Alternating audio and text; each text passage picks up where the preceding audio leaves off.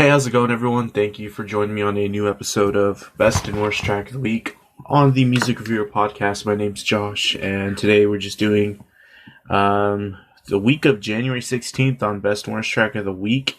It is late Friday evening, and yeah, we're just gonna get on with this episode. If you're new to Best and Worst Track of the Week, thanks for joining me. This is just an episode I do on my podcast where I talk about music. Specifically, this segment, I cover all new entries onto this week's Billboard Hot 100, rate them all with the letter grade, and then choose one that's the worst, choose one that's the best. That's pretty much just the gist of it. So yeah, thanks for tuning in today. I appreciate it. And yeah, before we get started, just want to let everyone know, in terms of album reviews, there are some down the pipeline. I have some written, and that will start be coming in soon now that we have a nice plethora of albums that have been released recently. So just be on the lookout for that. Nothing too much in terms of the podcast. I have not put anything out since last week's Best Orange Track of the Week. So forgive me on that one. But thank you for sticking with me throughout the holidays and everything since, I guess, November, where it felt like the world's been just absolutely batshit crazy. But anyways, yeah, let's go ahead and go on to the gist of this episode. In terms of overall on the Billboard Hot 100 this week, I felt like this was a pretty natural feeling week. Last week I mentioned it felt like this is a week where stuff might just be passing through. Suspicions were kind of confirmed on that one. I think maybe even the week before that, I kind of had that suspicion as well too. With, I guess, there was some lingering elements of Christmas music left. It is pretty safe to say, though, that Christmas music has left. I think that's officially marked once All I Want for Christmas Is You is officially gone, and it's officially gone this week. So yeah. In terms of artists, though, I have some stuff from Glass Animals, Brett Young, Eric Church, Dustin Lynch. A lot of country this week, but also some familiar names like Black Eyed Peas, Justin Bieber. But anyways, some highlights overall in the chart. Mood by 24K Golden is still holding on at number 1. Not too surprised there. A lot of the stuff on the top 10 was fairly stagnant. Although Go Crazy by Chris Brown and Young Thug, the track I know I've listened to before, but I can't for the life of me remember even how it sounds, is up to number 5. It seems to have some momentum, and it's interesting because that track has been lingering since like summer last year, 2020. So yeah, it just seems to be holding out, and I don't know if it's because there's a lack of generally more interesting things, but it seems like it might have some upward trajectory. Also, Levitating, or actually, before we get to that other track, also Anyone by Justin Bieber, a new track I covered this week, debuted at number 6, quite high. Justin Bieber has like 2 songs on the top 10 right now, because I think Holy is up there at like number 5 or 4, a terrible track. Foreshadow the episode a little bit. Anyone's a lot better than that track. Also at number 7, Levitating by Dua Lipa, I think featuring The Baby. We covered that Baby already like a couple months ago. I really dug that track. Up to number 7, so it seems like Dua Lipa, I think that track might have had a relation to her last album.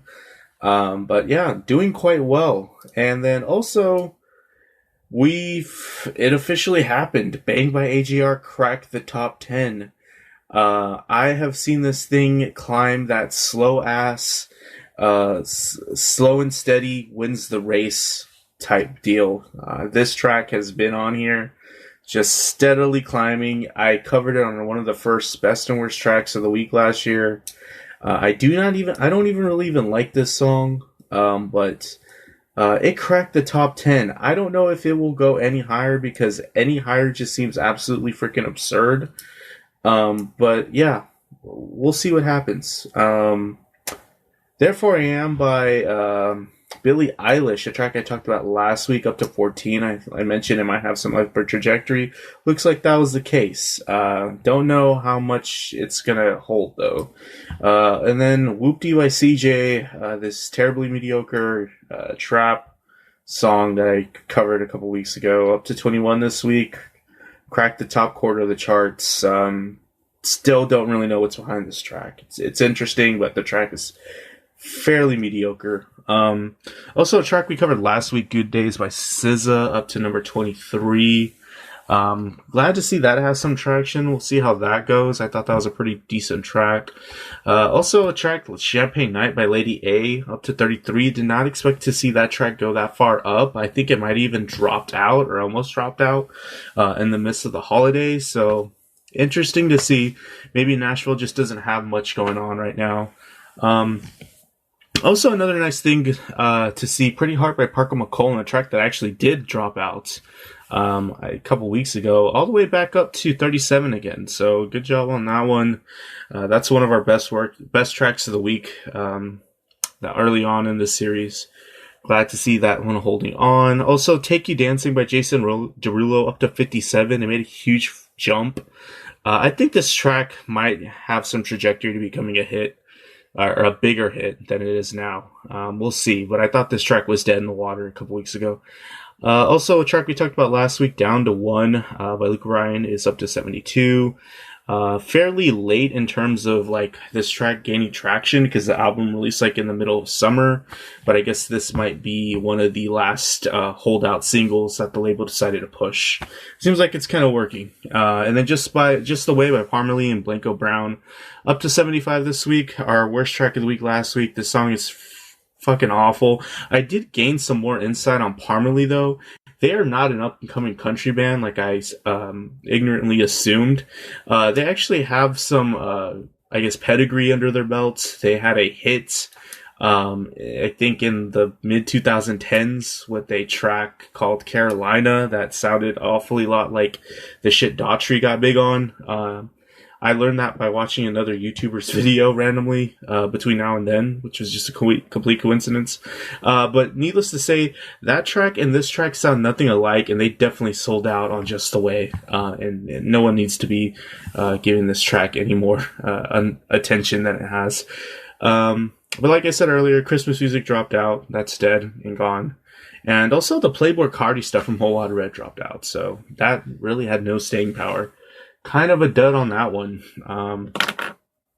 Also, Fantano gave it a 5. But anyways, yeah, let's go ahead and get into the meat and potatoes of this episode. Starting at number 97, Lady by Brett Young. Brett Young's one of these country artists that they kind of like fit in mainstream, but they don't really have the name power, but they sort of just fit into Nashville radio quite nicely without causing too much of a ruckus. This track is nice. It's Thomas Rhett-like, especially in that opening instrumental. It's structured around piano chords. I think that's a characteristic of a lot of his music. And there's a nice melodic guitar hook there that's very characteristic of a lot of country music these days. But it serves the purpose well. There's some full and lush moments in the instrumental, almost sensitive in a way, and it's a mid-tempo track. Some clear guitar accompaniment thrown in with some nice sentiment lyrically about raising a daughter. Track has a nice brief guitar solo thrown in. Nothing too revolutionary, but it was a decent country track. I give it a B. Next track was Almost Maybes by Jordan Davis, coming in at 95. Don't really know who Jordan Davis is, but he is definitely a country artist that I've never heard of. I'm sure maybe he might have another hit or two under his belt, but I'm assuming he's an up-and-coming country star because his shit sounds way too much like Thomas Rhett or Old Dominion. Another track thrown in with a typical country guitar hook at the beginning. It's upbeat and poppy, but I'm not a fan of like this thumpy percussion thrown on the track. There's also some pretty unfitting, uncredited auxiliary female vocals thrown in that really don't make the song that much better. This track is pretty meh. It's a little generic. I felt like I heard it before, but by another artist. Maybe he writes. Jordan Davis is a songwriter in Nashville. Maybe that's why it sounds like something I've heard before. But this song isn't all that great. I give it a C. Next track was by Eric Church, Hell of a View, coming in 94. Honestly, I thought this track was okay, but from someone like Eric Church, I was expecting a little bit more. This one's a little lukewarm for me. This track has a nice development overall. It opens with like this exposed guitar and vocals, and then everything else just keeps on layering on top of that. But once everything comes in the production, it just sounds very washed out. I'm not sure why. But yeah, it kind of affects the song overall. It's a pretty clear and cut track though. It's a little anthemic as well, but there's also some interesting synth textures thrown in, but I don't know, it doesn't really feel like a country track, but it also feels like a pretty clear and straightforward Eric Church track. Maybe Eric Church is kind of like this outlaw country vet who maybe is developing their sound, but I can kind of see it moving away from country in a sense and more into like this Americana type of style, or this I don't know, this weird adult alternative evolution thing going on. Anyways, I give the track a B. Next track is Back in Blood featuring Lil Durk by Pooh, Shiesty, coming in number 93. This is my introduction to Pooh, Shiesty, but it's obvious with the feature with Lil Durk, he is a gangster rapper.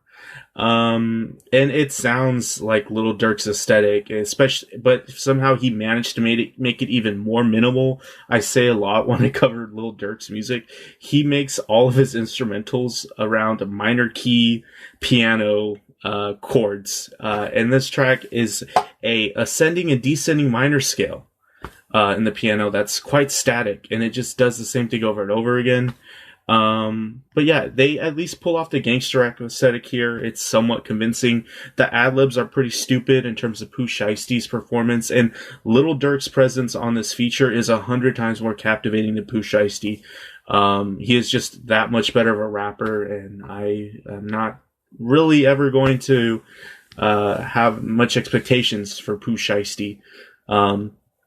This is essentially Lil Durk's track once he jumps onto it. Also, the drum track is wimpy. But if it wasn't for Lil Durk, this track would be god-awful, but I give it a B-. Next track was Mama's House by Dustin Lynch at 88. This is an artist I am surprised I'm barely just now covering, because he is another prominent name in country music. I just think he's been caught between album cycles since I've started this. And needless to say, I'm somewhat of a Dustin Lynch proponent. He kind of has a bad rep. He's, essentially generic boy country if you want to get down, not bro country if you want to get down to it. But there's something about him where I think he at least tries. This track in general is interesting. It has a typical Dustin Lynch signature sound to it, if there's such a thing. It's kind of sounds like a younger, more new age Jason Aldean with like this mid-tempo, simmering nature pace to it, with like just a little bit more swag, if you will. And I like the attempt to make this track very guitar centric with like these electric guitar runs and embellishments thrown all over the track. Makes it just a little bit more interesting to listen to than the standard country music. And I'm not really sure where he's getting at it lyrically. I think that's the Achilles heel of this track. Not to say country music's supposed to sound very smart or symbolic a lot of the times, but essentially he's getting at that he's so pissed off at this girl in this town that if it wasn't for his mom's house being in that town, he would have burnt it down already. That is the gist of everything. But yeah, interesting track. I dig more of the composition overall. I give it a B. This next track's an interesting one. It's Girl Like Me by Black Eyed Peas and Shakira at 87. I think I've only covered one other Black Eyed Peas track in the length of this podcast, and this is the first time I'm ever covering Shakira. This is an improvement certainly from the last Black Eyed Peas track, but that's not saying much. Also, ever since maybe like early 2010s, I just could not get on board with whatever Shakira's doing. Um, yeah, but this track, it sounds like it's stuck in like the 2010s club boom. Like Black Eyed Peas got stuck there and they have no idea what to fucking do. And they're just desperate for features and stuff like that. The track starts off with some pretty cheap clap track percussion in the intro. And you're immediately greeted with Shakira's chorus hook part, where that features this terrible wailing in her upper register that's really not all that flattering. There is a certain ambience to this track that isn't bad, but once you get Shakira's voice on that chorus, when that stuff is created, it just completely kills anything that had going for it. I will say her solo verse, where she sings a more interesting part with Spanish lyrics, is a lot more pleasant. I would have really preferred the track revolve or be more centered around that sort of idea. There is a nice melodic piercing bass line for a lot of the track. I will give it that. But it's a Black Eyed Peas track. I still can't distinguish really, other than Will I Am, which one is going at what point. The verses are very all similar sounding. They all sound similar in terms of presence and delivery. And it's a track about gawking over Latino women, and they got Shakira on it. It's really, that's it. It goes as far as that. I gave it a C+. Next track was Anyone by Justin Bieber at number 6. This track really surprised me. I think one thing I've learned since doing this series is that Justin Bieber is featured on here a lot. And this is one of the more better Justin Bieber tracks I've listened to. It's pretty unusual aesthetically as well. There's this mid-tempo vibe thing going on with this interesting bubbly synth textures that go on throughout the track. And it definitely goes for these big moments with like these drum hits where he's like straight up belting quite early on in the track. And there's some weird 80s flair to it with like some like new wave guitar thrown in and maybe some power pop nature. I do dig the moments where they have these call and response falsetto vocals. It reminds me a bit of the music of Caroline Polachek from her previous album. Some maybe slight influence there. I don't know if Justin Bieber listens to her, but I liked hearing that sort of similarity. There's a nice build up to a climatic moment at the end where we get a lot more drum presence, and it's executed quite well. So I was surprised here. I gave it a B+. And yeah, fairly short week. We're now to the point where I give the best and worst track of this week. And, I didn't really hate anything this week, and I didn't really absolutely love anything either, but I'll start on the worst track of the week so we end on a high note. Worst track of the week goes to Florida Georgia Line at 79 with Long Live. I'm not surprised that they got worst track of the week. Really what bothers me about this track is that it sounds like a Florida Georgia Line song. It sounds like they haven't developed at all this whole entire decade since they were like first introduced in the 2010s, early 2010s. It has a typical jingly guitar intro with like this typical country rock guitar hook. If you held a gun up to my head, and gave me a second to tell me who this artist was, I wouldn't even flinch. I'd be, that's Florida Georgia Line if I didn't ever listen to this track before. They may even make a Walmart reference in this track. Like, how blatantly pandering are they at this point? They just, there's really no development to this. The instrumental sounds cut and paste from one of their other tracks. I wouldn't be surprised if this track was written and it was on the back burner for a while and they just finally decided to use it. The pacing and the song structure are just very formulaic. It's even unenergetic. Like, their presence is just completely phoned in too. So, that was really why I gave it worst track of the week. Kind of got it by default, honestly. Best track of the week was actually a bit of a surprise. I didn't expect this artist, especially with how long this song was released, to make it this far onto the American charts, because the band's Glass Animals with Heat Waves at 100. They're a UK band, a indie synth pop kind of outfit that does have a big following and a presence to them. There's certainly no amateurs or newbies. But yeah, Glass Animals came in this week respectively at 100 with Heat Waves. But this track was off of their latest album, Dreamland, that released in the summer, which I reviewed. And really, my suspicions with this track were kind of just confirmed with this making it onto the Billboard Hot 100, because this is a very catchy pop track. That was the biggest takeaway I got from this track when I was first covering it. It sounds like you could literally put in Post Malone on this track, have him sing the hooks and the verses and just take over the vocal duties, and this would probably be a number one hit. There's some very typical pop trap production on here. Best hook on the album, if you listen to the album overall, the catchiest chorus as well. But it's a very straightforward track. It doesn't try to be overly quirky like a lot of, what they were doing on the album and what a lot of indie pop or synth pop bands do. I love the harmonies that drop in and out of this track as well. I don't mind also that they have these chopped and screwed moments at the end of the lines on some of the choruses. And it seems like this track actually does fit kind of well and organically into the nature of the pop charts, with it featuring a lot of, typical pop features and with the trap, hi-hats and percussion. It feels like this was almost bound to happen, and I don't know why it took so long, because we're for one in the middle of winter and it's already a new year. But yeah, very catchy track, very catchy chorus.